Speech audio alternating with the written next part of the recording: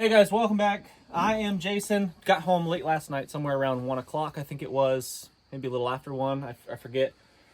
From North Carolina. We were in and around Black Mountain, and the place is just a disaster. I mean, parts of it are getting power back and stuff, but it's really only the main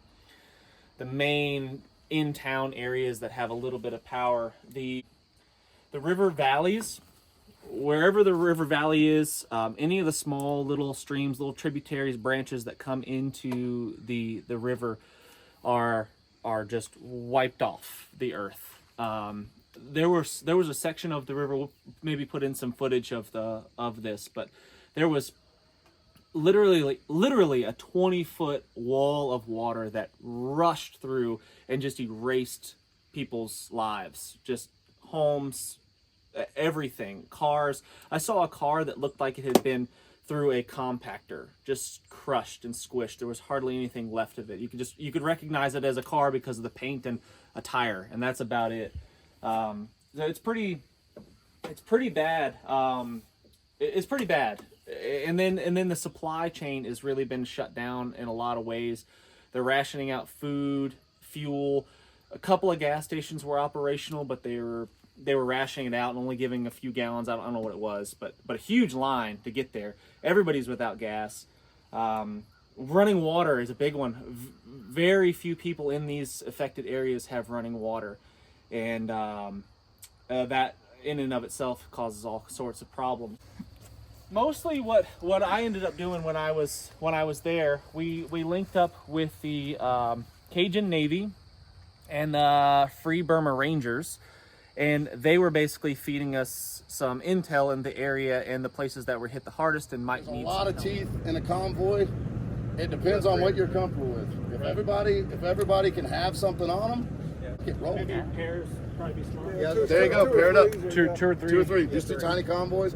I think a big convoy, especially now we're getting halfway to our 10-day point. Pretty obvious. Bailey, sexy man, is that you? Get 3 trucks ready to go, and then everybody dismount, offload quick, and then non-drivers go ahead and head up. Yeah, non-drivers. Get fucking.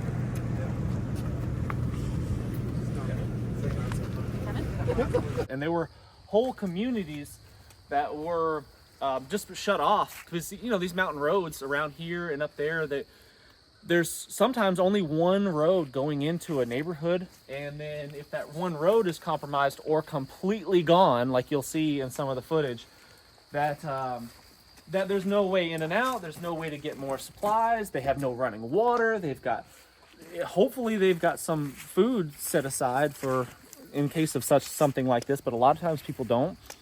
And so what we were doing primarily is just getting word through the grapevine somehow, some way of these neighborhoods, these places that needed supplies, and we were loading up my truck. My truck was actually pretty instrumental in the movement of supplies. We just piled it as full of stuff, water and bottled waters and food and fuel. Gasoline was in high demand because there's just none of it up there. I'm told all the gas cans in the state are pretty much sold out. Like, you can't buy gas cans anymore, so gas cans, even empty ones, are at a premium now. And so we were just delivering that stuff. How much gas did y'all bring? A lot. 1,200 pounds or gallons? We brought 50 gas cans ish, 55-gallon gas cans, something like that. I forget how many it was.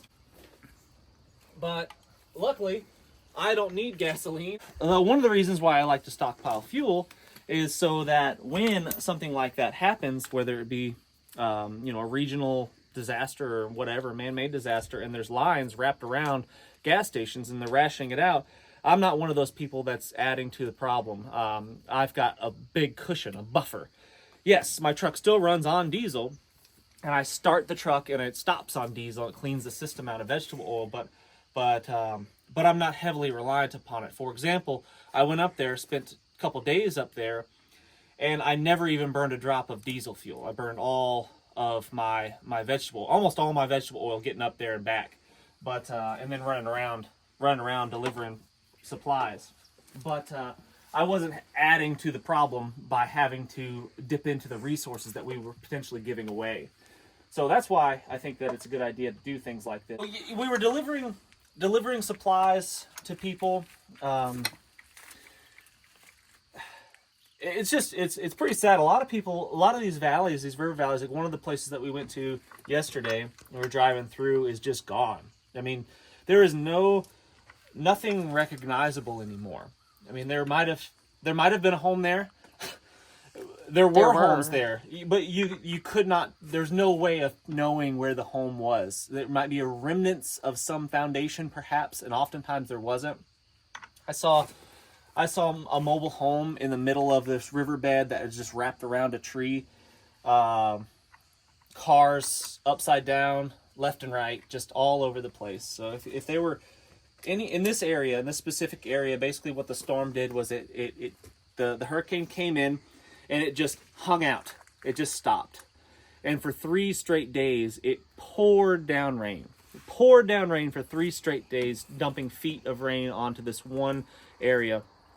And all of the valleys, all of the draws just got completely annihilated. The landslides, one of the landslides that we saw that just blocked off this whole town, what was the name of the town? Bernardsville?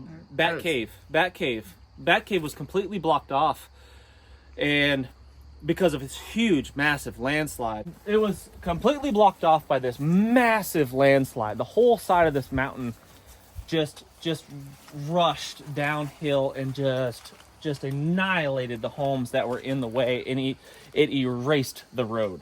I mean, we're talking mud this high, maybe more, just covering the road and just pushed the road off the side of the mountain.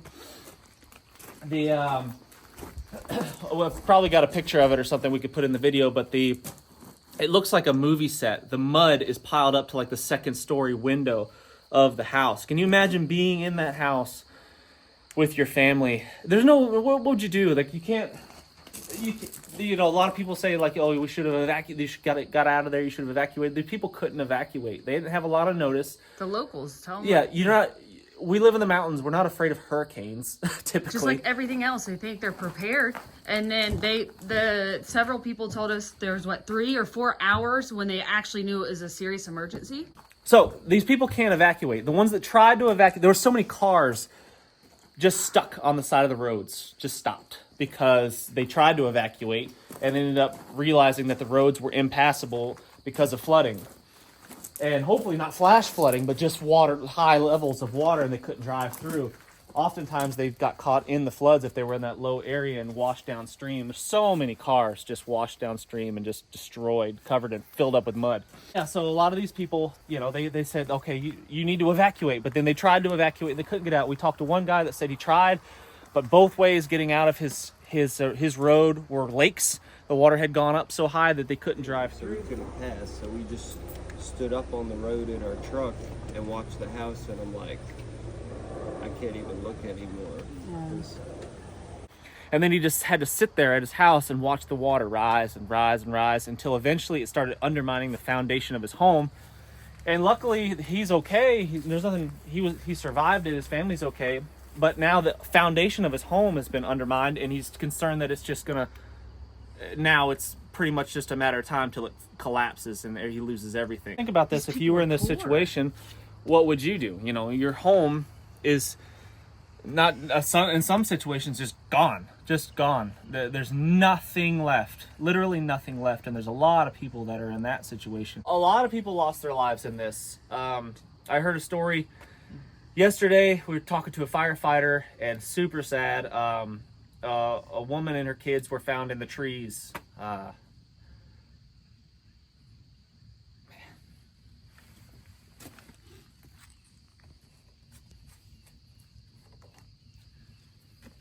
The only reason they found her is because a bear found them.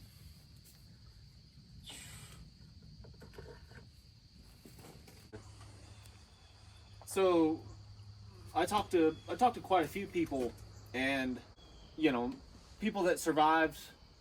But basically, it's at the point now where if you survived it, you survived it.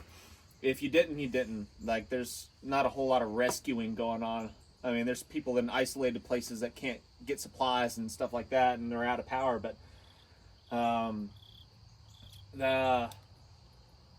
Most people seem like they're just in a state of like, okay, now what? I'm just standing here looking at this disaster, and what do you do? And I wouldn't be any different, you know, if my house got erased off the face of the earth, which it could. I mean, we're in a valley bottom right here. There's a creek right there, 50 yards from here, and it could easily happen to us if the conditions were right, and 3 feet of water fell on the earth right here in the matter of minutes, matter of days. I mean, so yeah, there's a lot of people wondering what to do next. So this isn't even close to over. I mean, the initial destruction and stuff is there, but these people are going to be figuring out life for a long time to come. Many of these people are probably just going to be packing up and going somewhere else and starting life fresh somewhere else, because there's just nothing left of what was their home.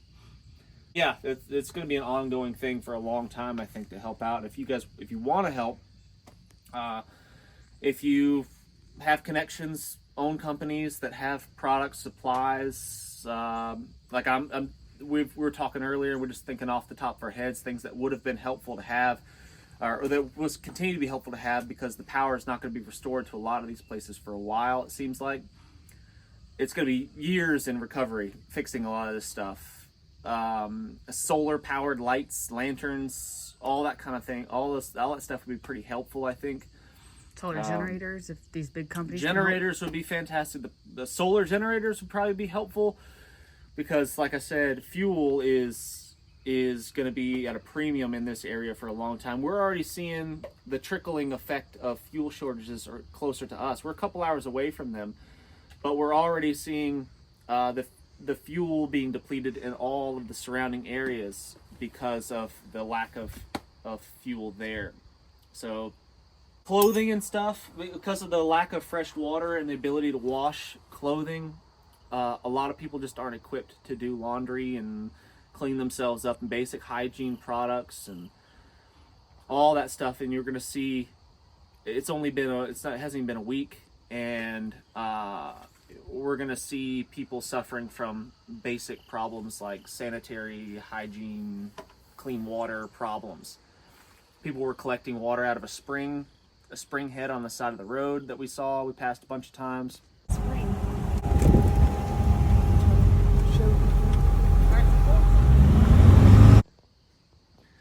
All the water, unless you're on top of the mountain, all the water down near the bottom is going to be contaminated with sewage and chemicals and all the nasty stuff that a flood would wash into it.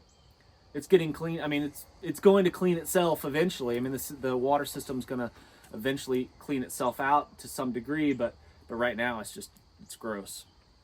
The mud just stinks. It just stinks like poop. Just really gross. I got splashed with some of the mud poop water yesterday, I guess it was, and it just reeked. So it was Nathan. No, I fell. Yeah, he was freaking splashing everybody. You're always protecting people. I fell and I splashed some people with some mud. I knew it was Nathan. He did the same thing to me. It did stink. It stunk like poo. But anyway, so yeah, if you want to help donate money, the Cajun Navy is a pretty awesome crew. Like, everyone that we met, every guy that we talked to, was just squared away, awesome, eager to help, like wanted to get me in there and do the things. Very excited to help people. The Free Burma Rangers, that's a cool group of guys. Very cool. If you're not familiar with them, look them up. That's a pretty awesome organization. And if you want to donate money to the cause, that would be very helpful, because they are taking that whatever donations go to them, they're taking that money and they're putting it into the supplies and stuff necessary to help these people. The Cajun Navy is getting 17 tractor trailer loads of stuff. Yeah. If you want to contribute to that cause to help out, that would be great. And like I said, I mean, I think what's going to happen, this is my theory on what's going to happen, is that there's a whole lot of aid going there right now because it just happened. It's fresh, like us, we're going there and trying to help out as much as we can.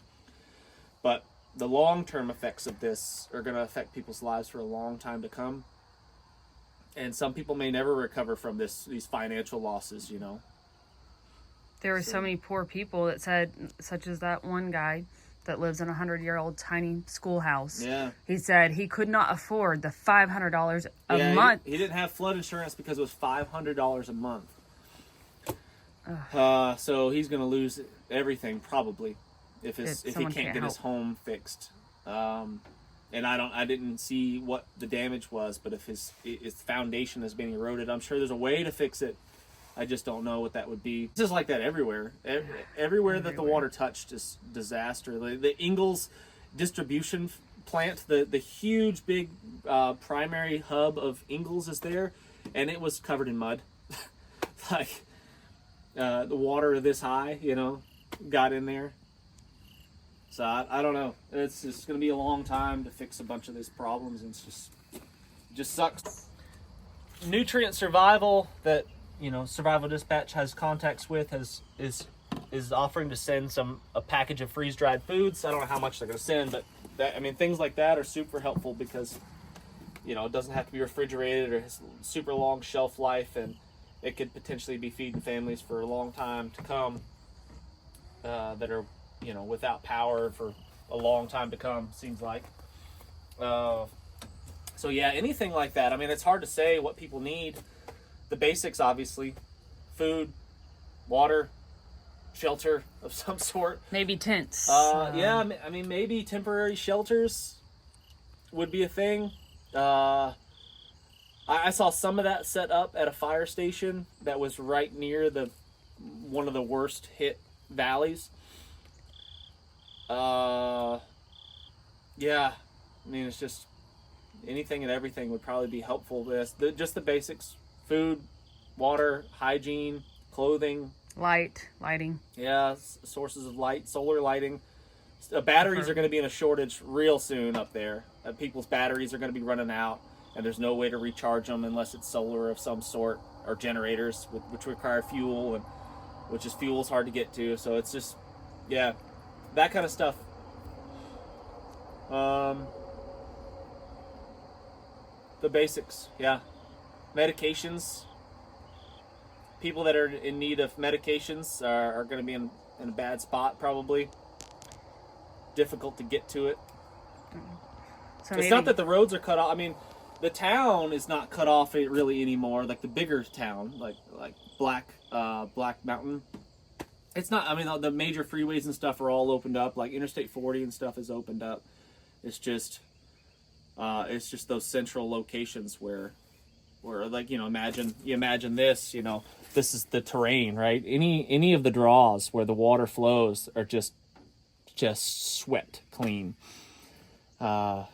If you're lucky enough to be on top of one of these fingers or up on the ridge somewhere, I mean, you probably escaped most of the damage unless it was some sort of landslide or trees just got toppled. There are trees down everywhere. Like, a lot of people had damage just from that. Holes in roofs and stuff just from trees falling. Yesterday, I was told that the entire airspace around the town, around the disaster zone, was shut down. All the airspace was shut down. The helicopters that were evacuating people and flying, delivering necessary equipment and supplies and food and water and all that stuff, they had to stop doing what they are doing because Kamala and Biden were flying over the area just to take a look-see. And it's stuff like that is pretty infuriating because, I mean, they're doing it to get votes. Like, they don't really care, it seems like. They didn't touch land. Yeah, they're not getting out there and helping anything. They're just causing problems and slowing the progress of cleaning this place up. And I think I mentioned earlier that, did I mention the governor landing on the? No. Oh yeah, this field in the elementary school that we were using for a helicopter to come in and out all day, bring supplies and people and stuff and things, it got taken over by the governor of North Carolina. They landed a couple huge military helicopters there on that landing pad that we had, that field where the playground was. They landed there, stopped everything that was going on. All their all their security, they actually landed in the wrong place apparently. They landed in the wrong field, the wrong place, and their security team wasn't set up for them to land. So then their security team comes rushing in at 100 miles an hour. Meanwhile, we're loaded up with food and water and stuff trying to get out, and we can't because they blocked us in with all their lights and stuff, and they're telling everybody to stop doing what they're doing because the governor's there to shake hands and just look at things and do nothing. So it's just like that, politics just in general is infuriating. I think everybody watching probably agrees with that to some degree, but it's just stuff like that that's frustrating. You know, just get out of the way, let people do what they need to do. If you're wearing a suit, your job is not there. Your job is in an office somewhere, organizing, raising funds, and doing